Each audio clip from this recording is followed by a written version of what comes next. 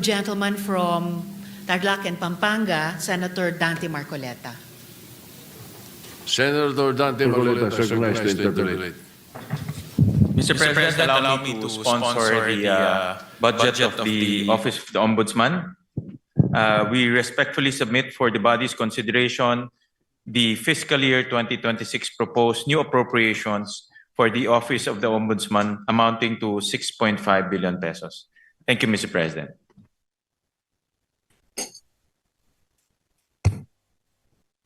Thank you, Mr. President. You go ahead, Senator Marcoleta, you're recognized.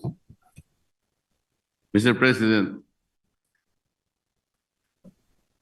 in several decisions of the Supreme Court, the Office of the Ombudsman was admonished for grave abuse of discretion, for acts of bending or twisting the law to expand its powers. I may cite several jurisprudence if I must. Mr. President,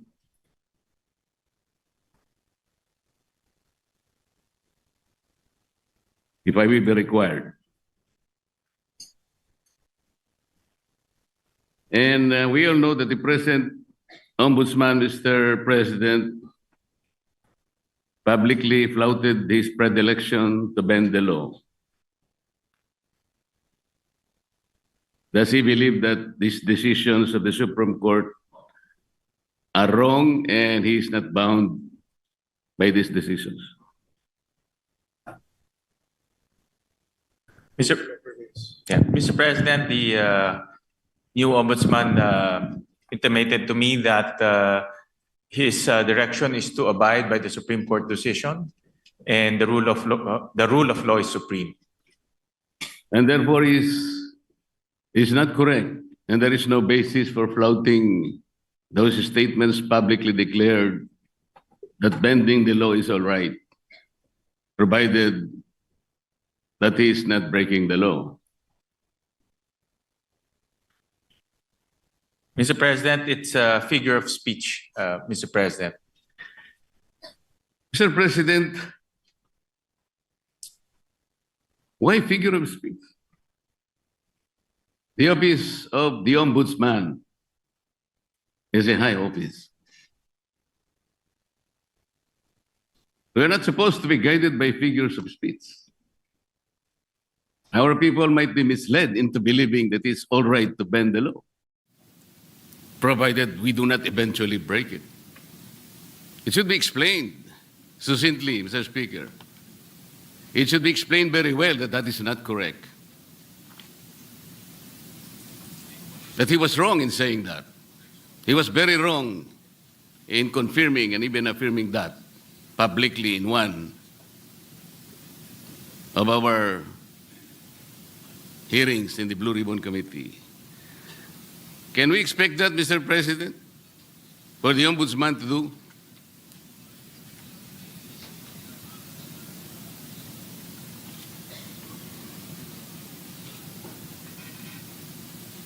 One minute suspension, Mr. President.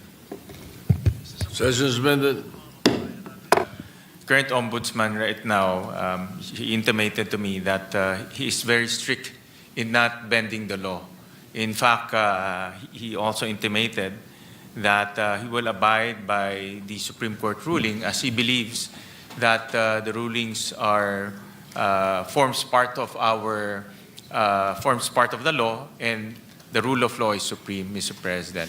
So he abides by those principles, Mr. President, and he will carry that in his tenure as the country's ombudsman, and especially in his quest to hold people to account and to put people in jail, especially those who transgressed our laws, Mr. President. So those are the principles that he abides by, and those are the principles he will carry in his duty as our ombudsman, Mr. President.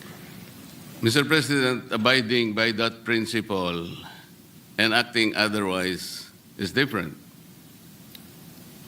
You say that you abide by the laws strictly,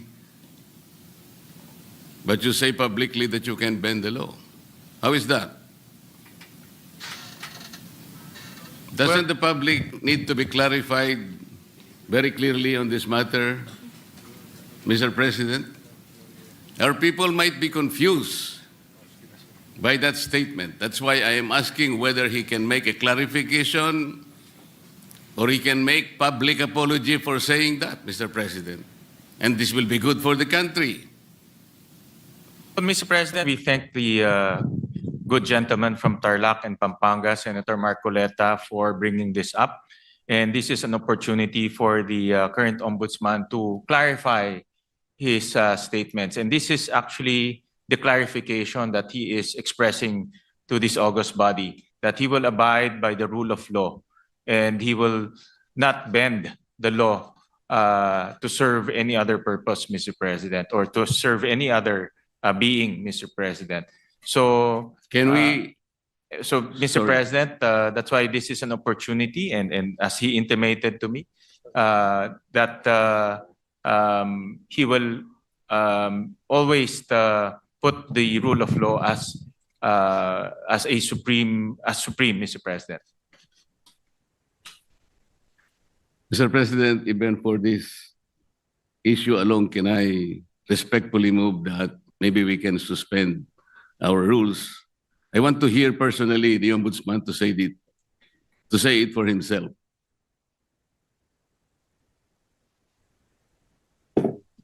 One minute suspension, Mr. President. Session suspended. What is your pleasure after that motion?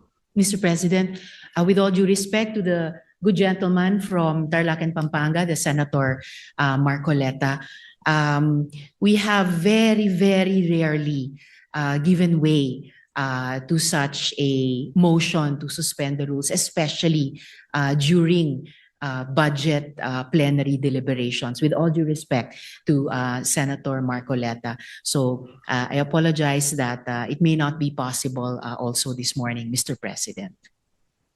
So therefore, we are not entertaining the motion. We are not entertaining the motion, Mr. President, but the chairman remains fully capable of addressing the important issue raised by the good gentleman. All right, thank you. Thank you, Mr. President. Thank you, Yes. Majority Leader. Muli nagpapasalamat po kami kay Senator Marcoleta at tinanong niya po yung itong issue. Nagbibigay po to ng oportunidad para sa ating bagong ombudsman klaruhin yung kanyang mga nasabi. At wala hong intention to bend the law. No? That's very clear. In fact, ang prinsipyo po ng ating bagong ombudsman is to follow the law and uphold the law. Dahil naniniwala siya na ang rule of law is supreme, Mr. President. So, para lang klaro, no, na itong nasabi niya ay isang figure of speech, pero wala hong intensyon na baliin po ang batas. Dahil ang kanyang intensyon ay ipatupad ng batas ng may integridad at may katarungan, Mr. President. Mr. President, kaya ko lang naman po ipinipilit ang bagay na ito sapagkat I think even the ombudsman as a lawyer himself believes in the court doctrine of our legal system, dura lex sed lex. Yung sinasabi nating bending the law will be inconsistent totally with this core legal system. Hindi mo po pwedeng kahit na konti. Tatanong ko nga sana to what extent can you bend the law that can still be acceptable? Hindi po pwede yun. Dura lex sed lex. At ako rin po, sumasang-ayon po kay Senator Marcoleta, the good gentleman from Tarlac, Pampanga, na ang batas po ay dapat ho natin ipatupad. At wala ho yan tinitignan. Kaya ho naka-blindfold po si Lady Justice dahil wala ho tinitignan. At yan rin po ang assurance ho ng ating bagong ombudsman dito po sa bulwagang ito at sa lahat po sa sambayang Pilipino na nanonood ho sa atin na ipapatupad niya ho ang batas na may integridad po. Kasi po, Mr. President, nakakabagabag talaga. Sana po figure of speech lang. Pero nagkaroon po kasi ng pagkakataon na hindi figure of speech yun eh. Dahil doon sa isang pagdinig sa Blue Ribbon Committee, nakita naman po nating lahat. When a particular witness applied for witness protection program, and the law is clear, the provisions of law on the requirements on how to apply for a witness under the witness protection program, nandun po lahat yun eh. The enumerations, the requirements are exclusive. Pero sinabi po ng ating ombudsman, then the Secretary of Justice, pinipilit po merong restitution. I advise him that he cannot do that because restitution does not appear in the law. But Mr. President, he insisted. So doon po nagkakaroon ng problema. While publicly, he declares that he upholds the law to the fullest. Pero in reality, it is not being done. How can you put a requirement which is not in the law? And he said that was his opinion. His opinion will not even matter, Mr. President. Does that opinion will even prevail over the strict provision of law? Yun po yung aking ikinatatakot, ikinababahala, na nami-mislead po yung ating mga mamamayan eh. Pati ang ating processes po ay nalalagay sa alanganin. That's why this is very important. Na kailangan po masettle natin ang isyong ito. We cannot bend the law.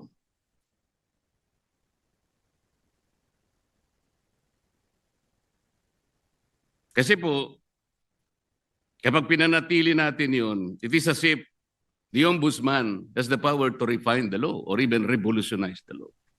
No one can do that, Mr. President.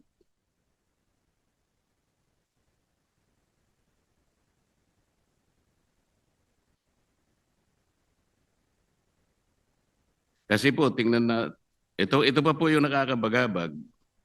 Still falls on this very subject, Mr. President.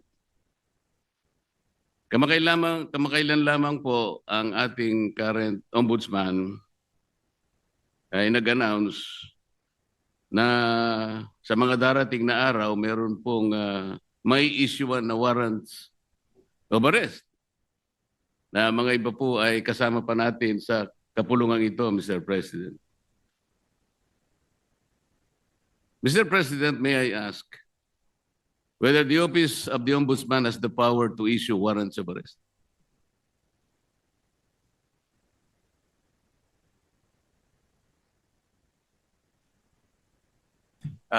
No, Mr. President. Ang trabaho na ho nila, ang pinaka-responsibility ho nila is to ensure accountability, Mr. President. Tama naman po yun at ako'y naniniwala. Pero bakit niya po kaya nasabi yun? That on such a particular date, warrants of arrest will be issued. Does he think that he can preempt the Sandigan Bayan or even the RTCs, Mr. President, to issue the warrants?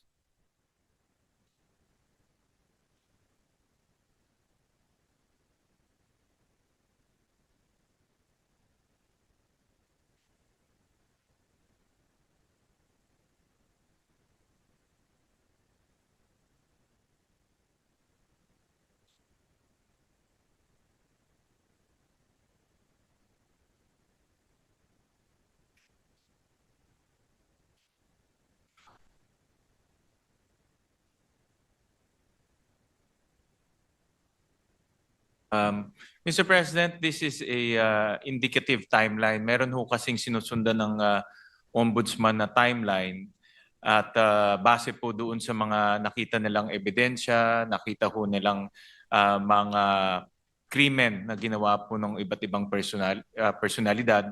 Kaya po ito ay parte lang po ng kanilang timeline. At yun lang naman po yung inexplain ng kasalukuyang ombudsman, Mr. President. Mr. President, the Office of the Ombudsman is following a timeline. So paano po niya Paano po niya nasabi na on December 5th? Ano na yun? Anong date po ba yun? Ito po yung nakakatakot, Mr. President. Paano po natin mapapaniwalaan na sa timeline na sinet ng Ombudsman, may palalabas niya yung warrants of arrest? Hindi ba ang ibig sabihin nito, pwede niyang i-preempt ang decision ng Sandigan Bayan or the RTCs because he's following a timeline.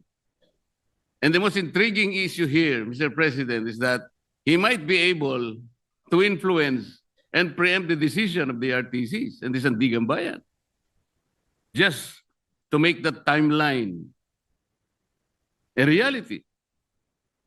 This is a very dangerous proposition, Mr. President. But Mr. President, hindi naman po, no, dahil alam naman ho natin ang Sandigan ay under the ambit of the judiciary. Iba naman po ito sa trabaho po ng ombudsman. Pero bilang ombudsman, nakikita ko ho na dahil sila po ang magfa-file ng kaso, very optimistic ho sila na yung kanilang ifa-file na kaso meron pong kinahitnatnan at meron pong resulta.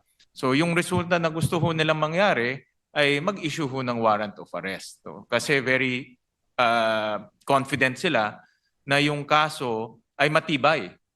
At very confident ho sila na yung ebidensya ay matibay. At yun din po ang gusto natin lahat. Ako po, very hopeful rin po ako na yung kanilang kaso at kanilang ebidensya ay matibay dahil ako rin po bilang isang Pilipino, gusto ko rin pong managot yung mga taong dapat managot. Pare-pare po natin gusto mapanagot natin ang may kasalanan, Mr. President. Wala pong debate doon. Hindi po yun ang punto ng pagtatanong na ito, Mr. President. But the ability of the Office of the Ombudsman to predict even the timeline when the warrants of arrest can be issued is something that is troubling, Mr. President. Parang ang mangyayari, ayaw ko mang isipin yun. Ayaw ko rin naman talagang mangyari yun. Somebody can even preempt or influence the time when the RTC or the Sandigan Bayan may eventually issue the warrants of arrest. Sana wala nang ganong klaseng announcement kasi nakakapagduda kasi, Mr. President. Tingnan po ninyo, when the Sandigan Bayan or the RTCs eventually issues the warrants of arrest, do you think the persons or kung sino man yung involved na yun, that the Office of the Ombudsman wants to be arrested, pwede nilang questionin yung impartiality ng Sandigan Bayan or even the RTCs? Because there was already a timeline announced by the office. This is the thing that is very intriguing, Mr. President. But Mr. President, with all due respect to the esteemed senator from Tarlac and Pampanga, with all due respect po, ito ay isang indicative timeline na tinitignan ho nila. Wala ho silang control sa magiging desisyon ng Sandigan. Wala ho silang control kung ano po magiging takbo sa Sandigan. Pero base po sa kanilang experience at base po sa kanilang pag-ayos ng kaso, lalo na po sa pagtingin po sa ebidensya, ito po yung tinitignan nilang timeline na pwedeng mangyari. Pwede rin ho yan hindi mangyari. No? Pwede rin ho yan iba po ang pupuntahan ng kaso. Pero naglalagay lang ho sila ng timeline para po makita naman ho nila kung ano po ang magiging takbo po ng kaso. At marami hong ganun. Actually, marami, pag nanonood po ako ng mga political shows sa YouTube, marami pong mga political analyst, mga legal analyst, sinasabi ho nila, ano po ang magiging takbo ng kaso, kailan po may makukulong, kailan po may i-issue ng mga warrant of arrest. Yan po ay based on their analysis and experience. Pero wala hong assurance, hindi ho yung magiging 100% na ganun po ang kinahinatnan po niyan o ganun po ang kalalabasan. Ganun din po sa ombudsman. Ito po ay sa kanilang tingin ay posibleng mangyari. So do you think announcing a particular timeline, Mr. President, is even necessary? Ito po ay for purpose of information, Mr. President, and para po mabigyan din po ang publiko ng kanilang opinion pagdating po sa magiging takbo po ng kaso. Mr. President, ang sinasabi po ng representasyon na ito, hindi naman kailangan pang i-announce yun eh. Dahil magkakaroon lang po ng pagdududa ang ating mga mamamayan, lalong-lalo na po yung mga taong gusto nating ipaaresto, sapagkat hindi naman kailangan na mag-announce pa. Kasi kapag sinabi mong meron po kaming timeline, parang sigurado na po kasi ng opisina ng ombudsman na talagang mag-i-issue yung either the Sandigan Bayan or the RTC doon sa panahon na kanyang tinutukoy. E di bali, maiisip ninyo, nasa ilalim pala ng impluensya ng ombudsman o ng RTC, ang mga korte, naiimpluensyahan pala ng ombudsman ang mga korte. Ganun po yung magiging maaring isipin eh. Maring hindi totoong yun ang gustong gawin ng ombudsman. At naniniwala naman ako na hindi niya intention yun. Ngunit para bigyan po ninyo ng pagdududa ang ating mamamayan, lalong-lalo na po yung mga taong involved nga at gusto niyong ipa-aresto, parang hindi kailangan pong mag-announce pa eh. That is the only point, Mr. President. Yeah, I'm sure andito po ang ating ombudsman at nakikinig ho siya sa mga suhestyon ng ating senador at bibigyan ho nila yan ng konsiderasyon. Salamat po sa sagot. Mr. President, yung ating pong deputy, ano yung tawag doon? Deputy Overall Ombudsman ay taga-Bisaya, Mr. President.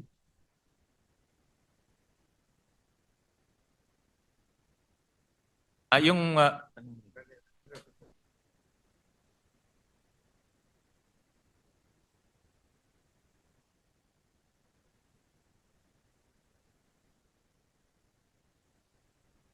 taga Mindanao po yung ating current Deputy Ombudsman. Tama ho kayo. Overall Deputy Ombudsman. Overall Deputy Ombudsman is from Mindanao, but he is also the Deputy Ombudsman for the Visayas, Mr. President.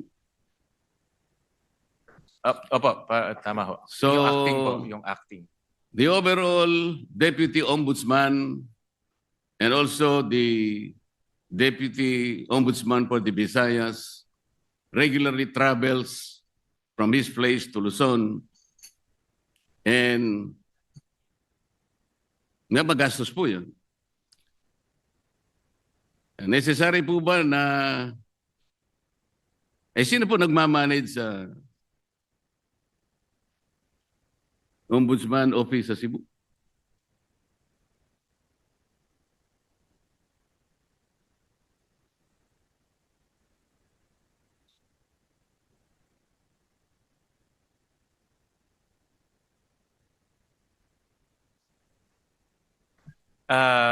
Mr. President, Senator Marcoleta, temporary po na bakante ho yung position na yon.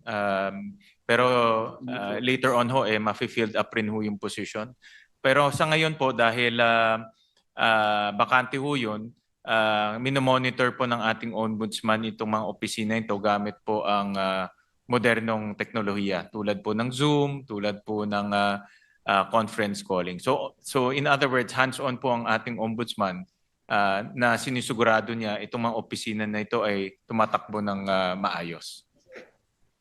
Alin po yung bakante, Mr. President, yung overall Deputy Ombudsman o yung Deputy Ombudsman for Visayas?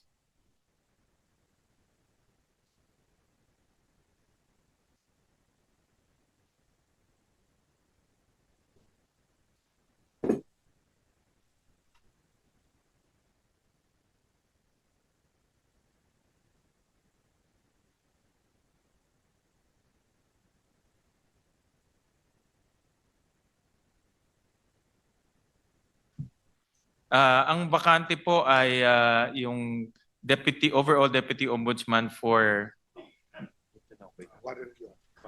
ito po ang bakante po. Yung overall deputy ombudsman ang bakante po. Yes.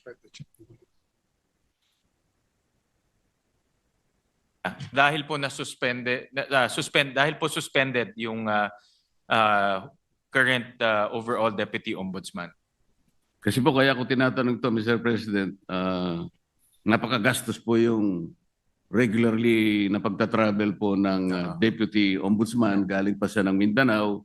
Meron pa siyang gawain dito sa Maynila dahil nga overall Deputy Ombudsman. Naisip ko po na unnecessary expense po yan sa opisina ng Ombudsman. Ang direction po ng ating bagong ombudsman ay talagang gawing episyente po ang opisina. Natural lang naman po kung may bagong liderato, inaayos niya yung kanyang opisina sa nakikita niyang pinaka-episyenteng struktura, Mr. President. So, hindi naman po nila intention na maging bakante to at later on rin po ay malalagyan din po ng tao. Pero tinitignan nila kung anong pong paraan o anong pong structure ang pinaka magiging episyente po para po sa ombudsman offices, Mr. President. Mr. President, bago po naging ombudsman ang aking kaibigan, siya po ay magkaibigan naman tayong dalawa. Ikaw naman, dinideny mo yata eh. Yun nga sinasabi ko, kaibigan pala kayo. Yun nga sinasabi ko. Narinig niyo yata ako, Senator Marcoleta. Bago po siya naging ombudsman, Mr. President, siya po ay kalihim po ng ating Department of Justice. Yun naman pong dahil nag-retire po yung ating dating ombudsman Samuel Martires, nagkaroon po ng acting ombudsman. Siya po ay si overall deputy ombudsman Dante Vargas. Kapangalan ko pa siya. Nasaan po siya? Salamat po. Nandito ho siya. Siya po ngayon ang Deputy Ombudsman for Visayas and acting overall Deputy Ombudsman. Concurrent ho Yes, siya. Mr. For President. now, for now. Yes, I know that. Ang itatanong ko po ay, nung siya'y acting overall deputy ombudsman, at sa panahon na yon ay applicant naman po ang aking kaibigan for ombudsman na nabakante nga po, ay gumawa siya ng isang bagay na medyo napaisip ako, Mr. President. Ang tinutukoy ko po ay yung isang office order na kanyang pinalitan. Ang office order na ito po ay kinapapalooban ng parang double docketing. Ngayon, nung siya po ay acting na ombudsman, inalis niya po yung dating memorandum order requiring double docketing. At siya ay gumawa ng isang parang office memo or memorandum na doon po ay pinalitan niya yung office order at may kalakip pa pong isang directive na lahat ng mga complaints, lahat ng asunto, lahat ng habla, administrative man yan, criminal o kahit ano yan, na napapaloob 10 araw bago maging effective yung kanyang order which was issued on September 17, 2025 ay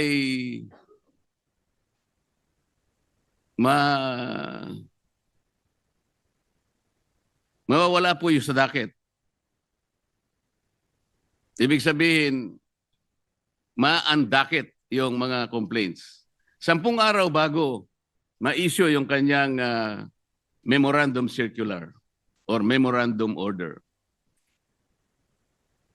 Mr. President, nagkataon po, kung di ako nagkakamali, September 15 yata, ay nag-file ng complaint sa maraming opisyales ng ating pamahalaan. Kasama po yata si noon ay dating Secretary of Justice, ang aking kaibigan. Sa makatid, napaloob po siya doon sa 10 araw na siya sinasabi doon sa kanyang directive na mawawala po yung docket. Ang ibig sabihin po noon, Mr. President, pag nawala yung docket number,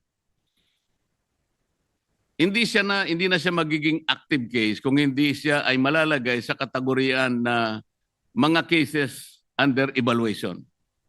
Ibig sabihin, Mr. President, wala pang active case, wala pang kaso. Sapagkat nawala ngang visa yung naunang office order ng dating Ombudsman Samuel Martires. Yun po ang naging daan, Mr. President, kung kaya nakapag-issue ng clearance ang opisina ng Ombudsman. At dahil nga po, mistulang walang kaso laban sa aking kaibigan, nasama siya doon sa shortlist na pagpipilian ng ating Pangulo na susunod na Ombudsman ng ating bansa. Mr. President,